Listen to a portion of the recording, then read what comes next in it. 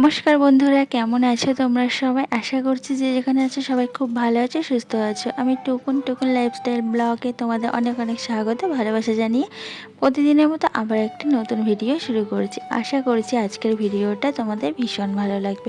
কেউ স্কিপ না করে পুরো ভিডিওটা দেখার অনুরোধ রইল। আজ শনিবার, ঘড়িতে এখন 9টা মতো বাজে। তো এখন থেকে আজকের ব্লগটা শুরু করছি তোমাদের সবাইকে সঙ্গে নিয়ে। বাড়িতে ছোট বড় যেমনই অনুষ্ঠান হোক না কেন, অনুষ্ঠানের পর দিন কিন্তু কাজের আর শেষ থাকে না। কালকে আমার সোনামায়ের বার্থডে ছিল, তোমরা তো সবাই জানো, কারণ আমি ভিডিও পোস্ট করেছি, দেখেছো। আর অনেকেই আমার মেয়েকে আশীর্বাদ করেছো, তারপরে বার্থডে উইশ করেছো। তো আমার মেয়ে তো দেখে খুবই খুশি আর ভীষণ আনন্দ করেছে যে কত সবাই দেখো, যাদেরকে আমি চিনি না তারাও পর্যন্ত আমাকে বার্থডে উইশ করেছে, আমাকে আশীর্বাদ করেছে। আর আমি তো ভীষণই খুশি, কারণ এভাবে আমার পাশে থেকে আমার ছেলে মেয়ের জন্য তোমরা এতটা ভালোবাসা দিচ্ছ। তো আজকে তো কাজ প্রচুর, থালা বাসন দেখো না কত কারে এখন জমে আছে, সেগুলো মাজা ধোয়া করছি, জানি না কখন শেষ হবে। রাত্রে তো কোনো কাজ করার সুযোগই পাইনি, থালা বাসন সব জমে আছে, সব খাওয়া দাওয়া করেছে, রান্না বান্না হয়েছে। তো এক ডাং বাসন হয়েছে, এখনও রান্নাঘরে এক ডাং বাসন আছে। তো সব বাসন এখন সকালবেলায় উঠেই আমি ধোয়া মাজা শুরু করতে লেগে গেছি। আজকে সকালবেলায় দাদাভাই টিফিন করতে হয়নি, দাদাভাই তাড়াতাড়ি বেরিয়ে গেছে। তো আমি এই কাজের দিকে চলে এলাম, রান্নাঘর পরিষ্কার করলাম, করে বাসনগুলো সব ধুয়ে মেজে নিচ্ছি। দেখি কতক্ষণে বাসনগুলো সব ধোয়া মাজা হয়। তারপরে সব এক এক করে বাসনের ঝুড়িতে উবুর করতে হবে। আর বাসনের ঝুড়িটা তো সব উলট পালট হয়ে রয়েছে, কারণ সব বাসন বার করা হয়েছে, আমাকে আবার সব সাজিয়ে সাজিয়ে বাসনগুলো বাসনের ঝুড়িতে রাখতে হবে। তো এখানে অর্ধেক বাসন মাজা হলো, তো সেগুলোই এখন আমি বাসনের ঝুড়িতে উবুর করে দেবো। কালকে তো অনেক রান্না বান্না হয়েছে আর জলও রেগেছে, রান্না করতে গেলে তো জল লাগবেই। তার জন্য না জল ফুরিয়ে গেছিলো, আমি সকালবেলা উঠে আগে জল নিয়ে এসেছি রান্না, তারপর অন্য কাজ করতে লেগেছি। তো সেই জলের বালতিটাই রান্নাঘরে রেখে এলাম। এখন দেখো আমি বাসনের ঝুড়িটা সুন্দর করে গুছিয়ে নিচ্ছি। আর বাসনের ঝুড়িটা দেখো কি অবস্থা হয়ে রয়েছে, সব বাসনগুলো উল্টে পাল্টে রয়েছে। তো আমি সুন্দর করে সাজিয়ে বাসনের ঝুড়িতে বাসনগুলো উবুর করে দিই। সত্যি কথা বলতে আজকে একদমই শরীরটা চলছে না, প্রচণ্ড শরীর খারাপ লাগছে। কালকে একা হাতে সারা দিন সব রান্না বান্না করেছি, সবাইকে খেতে দিতে দেওয়া সব কিন্তু একা হাতে করতে হয়েছে। তারপরে না আজকে আর একদম শরীরটা দিচ্ছে না, পুরো ছেড়ে দিয়েছে শরীরটা। তো কিছু করার নেই, এ কাজগুলো তো আমাকে করতে হবে, ফেলে রাখলে তো আর হবে না, বাসন তো আমাকে ধুতেই হবে, না হলে তো যা গরম পড়ছে সব গন্ধ হয়ে যাবে। তো অনেক কষ্ট করে উঠে সব কাজগুলো আমি করছি, মাথাটা না আমার খুব যন্ত্রণা করছে। ভেবেছিলাম আজকে একটু দেরি করেই ঘুম থেকে উঠবো, তো বেলার দিকে উঠবো, দাদাভাই তো টিফিন করা নেই, তারপরে কাজবাজগুলো সেরে নেবো। তো অনেক কাজকর্ম, তারপরে ভাবলাম না, সকাল সকাল যদি না উঠি তাহলে আমি না কোনো কাজ ঠিকঠাক টাইমে করতে পারবো না। তার জন্য সেই সকালবেলায় উঠে গেছি, উঠে দেখো কাজ শুরু করে দিয়েছি। তো বাসনগুলো তো এখন মেজে উদ্ধার করতে পারলে তবেই আমার কাজ অনেকটাই কমবে।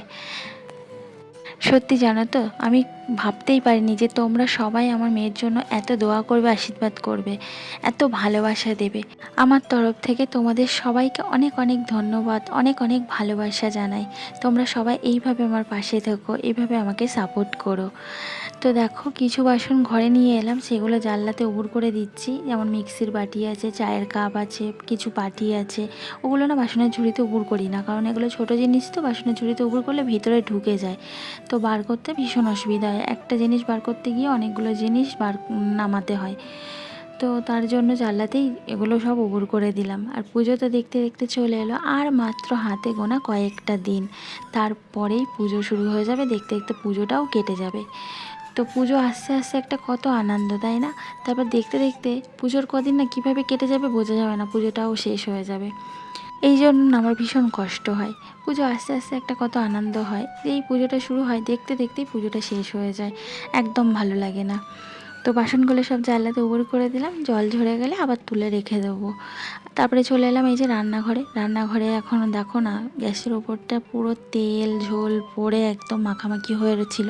তো আমি সার্ফ জল দিয়ে ভালো করে গ্যাসের ওভেনটা পুছে নিলাম, না হলে না একদম পরিষ্কার হতো না, কারণ তেল পড়েছিল প্রচুর। আর 5 কেজি মাংস রান্না করতে হয়েছে। তো 5 কেজি মাংস রান্না করা তো মুখের কথা না, আর জায়গা নেই আমার তেমন, সব ছোট ছোট কড়াই। তো দুবার করে 2 কড়াইতে আমার মাংস রান্না করতে হয়েছে, জায়গা এতটাই ছোট। তো এই নাড়তে গিয়ে না অনেকটা করে ঝোল পড়ে গেছে, তেল ঝোল পড়ে গিয়ে না গ্যাসের ওপরটা প্রচুর নোংরা হয়েছিল, সেটা সার্ফ জল দিয়ে পুরো রান্নাঘরটাই আমি পরিষ্কার করলাম। তারপর চলে এলাম দেখো ঘর ঝাড় দিতে। তো বিছানাটা সুন্দর করে ঝেড়ে ঘরটা আমি সুন্দর করে ঝাড় দিয়ে নিচ্ছি। আমার মেয়ে কি বলছে জানো তো, আমার মেয়ে বলছে জন্মদিনে আমি সেরা গিফট পেয়েছি তোমার ইউটিউব পরিবার থেকে। ওরা আমার সবচাইতে সেরা গিফট দিয়েছে, আমাকে ভালোবাসা দিয়েছে অনেক।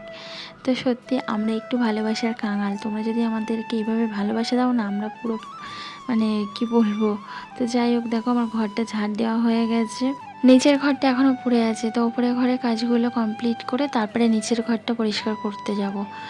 তো আজকে রান্নাটাও তেমন করব না, ভাত করব অল্প একটু, আলু ভাজা করব। আর ডাল আছে, কালকের মুড়ে ঘন্ট করেছিলাম মাছের মাথা দিয়ে, তো সেই সব আছে, ওগুলোই বার করে গরম করে নেবো, ফ্রিজে আছে। তো ঘরটা দেখো আমার ঝাড় দেওয়া হয়ে গেছে, আর আমি ময়লাটাও তুলে নিলাম, এবার ফেলে দেবো। আর পাপোছাটাও দৌড়ের কাছে দিয়ে দিলাম। তো এবার আমি বাইরেটা ভালো করে ঝাড় দিয়ে নিচ্ছি। তো এই বাইরেটাও এখানটাও পুরো বালি বালি হয়ে যায়, আমি রাত্রে ধুয়ে দিয়েছিলাম, কারণ এই জায়গাটাই সবাইকে খেতে দিয়েছিলাম। এই জায়গাটা ফাঁকা করে একেবারে সবাইকে বসিয়ে দিয়েছিলাম, আমার মেয়ের বন্ধুবান্ধবদের। তো ধরে গেছিলো, একবারেই হয়ে গেছিলো। তো এই জায়গাটা আমি রাত্রেই ধুয়ে দিয়েছি ওরা খেয়ে ওঠার পরে। তারপরেও না ওই বালি বালি ওঠে, ছাদ তো, তো এর থেকে না পুরো বালি বালি হয়ে যায়, হাঁটাহাঁটি করা হয়। তো এখানটা যদি ঝাড় দেওয়া না হয় তাহলে না পুরো ঘর দোয়ার সব বালি বালি হয়ে যায়। তো এই জায়গাটাও আমি সুন্দর করে ভালো করে ঝাড় দিয়ে নিলাম। তো এতগুলো বাসন মেজেছি, তারপরে এত কাজকর্ম করা হয়েছে, বেসিনটা না প্রচুর নোংরা হয়ে গেছিলো। তো আবার বেসিনটাকে আমি ভালো করে এখন ডোলে পুছে পরিষ্কার করে নিচ্ছি, সাদা বেসিনটা পুরো কালো হয়ে গেছিলো। অনেক বাসন মাজলে না ওই বাসনের মাজা যে সার্ফ জলটা পড়ে, মানে সাবান জলটা, ওটাতে না পুরো কালো হয়ে যায়। তার জন্য বেসিনটাকে ভালো করে আমি ডোলে পুছে নিলাম। আর এই সাইডে এই কালো দাগটা না উঠতে চায় না, এটা সিমেন্ট বালির দাগ, তো কিছুতেই উঠতে চায় না। তো দেখো বেসিনটা এবার আমি ধুয়ে নেব, আর কত সুন্দর লাগবে, পুরো সাদা ধবধবে করছে, চকচক করছে, বেশ ভালো লাগে। মাথা যন্ত্রণা করলে না কোনো কাজ করতেই ভালো লাগে না, খুব যেন কষ্ট হয়। অন্য শরীর খারাপ হোক, জ্বর সর্দি কাশি, আমি কিন্তু সব কাজ করে দেবো, কিন্তু এই মাথা যন্ত্রণা করলে না আমি একদম কাজ করতে পারি না, আমার ভীষণ কষ্ট হয়।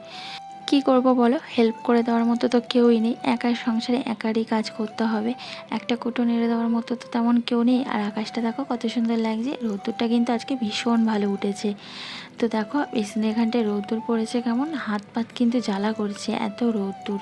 জলটাও কিন্তু পুরো আগুনের মতো গরম হয়ে গেছে, কারণ ট্যাঙ্কিটা পুরো রোদ্দুর পড়ছে, আর ট্যাঙ্কের জলটা পুরো ফুটান্ত গরম জলের মতো হয়ে গেছে, হাত দিলে হাত পুড়ে যাচ্ছে।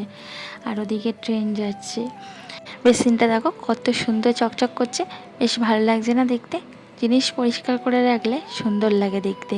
তো স্নানটা সেরে চলে এলাম জামা কাপড় মেলতে। আর বিছানার চাদরগুলো তোলা ছিল, তো ওগুলো বৃষ্টির জন্য কাচতে পারিনি, তো সেই চাদরগুলো আজকে কেচে দিয়েছি। আর জামা প্যান্ট কিছু আগে মেলে রেখে দিয়েছিলাম কেচে ধুয়ে, সেগুলো উল্টে পাল্টে দিচ্ছি, শুকিয়ে এসছে, প্রায় আধ শুকনো মতো হয়ে গেছে। আর এখন যে জামা কাপড়গুলো ধুয়ে দিলাম, এই চাদরটা কেচে দিলাম, এখন এগুলো মেলে দিচ্ছি। তো আকাশে যা সুন্দর রোদ, এক্ষুনি জামাকাপড়গুলো সব শুকিয়ে যাবে ভালোভাবে। তো চলো জামাকাপড়গুলো তো মেলে দিয়ে চলে এলাম রান্নাঘরে, এবার রান্নাটা করতে হবে। তো এখানে দেখো গোল গোল করে আলু কেটে নিয়েছি, আলু ভাজা করে নিচ্ছি। আর গোল গোল করে আলু ভাজা আমার ছেলে খেতে ভীষণ ভালোবাসে, ও কিন্তু 2বার নিয়ে যাওয়া হয়ে গেছে, গোল গোল আলু ভাজা করছো আমাকে দাও। ও ভীষণ ভালোবাসে গোল গোল আলু ভাজা খেতে, আর আমারও ভালো লাগে, ওর বলে না। তো এখানে আলুগুলো ভেজে নিলাম, আর কয়েকটা পাঁপড় ভেজে নেবো। চাটনি আছে কালকে, চাটনি দিয়ে পাঁপড় খেতে আমার এত ভালো লাগে, আমি ইচ্ছা করেই না বেশি করে চাটনি করে রেখেছি। চাটনি খেতে আমার ভীষণ ভালো লাগে, কিন্তু কেউ খায় না জানো তো, আমার মেয়ে খায় না, ছেলে খায় না, আমার বর খায় না, কেউই খায় না, আমাকে একাই খেতে হয়। ওই জন্য আমি বেশি করে রেখে দিয়েছি, ওই একটু একটু করে ফ্রিজ থেকে বার করবো খাওয়ার সময় করে খাবো। আর একটু পাঁপড় ভেজে নেবো, পাঁপড় ভাজা চাটনি। আর এদিকে দেখো আমি জল গরম করতে দিয়েছি, তো ফ্রিজ থেকে ডাল ডালটা বার করে রেখেছি, দেখে পুরো জমে গেছে। তার জন্য ভাবলাম একটু গরম জল করে নিই। তো গরম জল দিয়ে ফুটিয়ে নেবো ডালটা। চলো তাহলে আজকের মতো ভিডিওটা এখানে শেষ করছি। ভালো লাগলে লাইক করো আর কমেন্টস করে জানিও কেমন লাগলো আমার আজকের ভিডিওটা।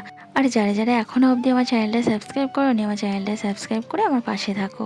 সবাই সুস্থ থাকবে, ভালো থাকবে। চলো নেক্সট ব্লগে আবার দেখা হচ্ছে তোমাদের সঙ্গে। চলো টাটা।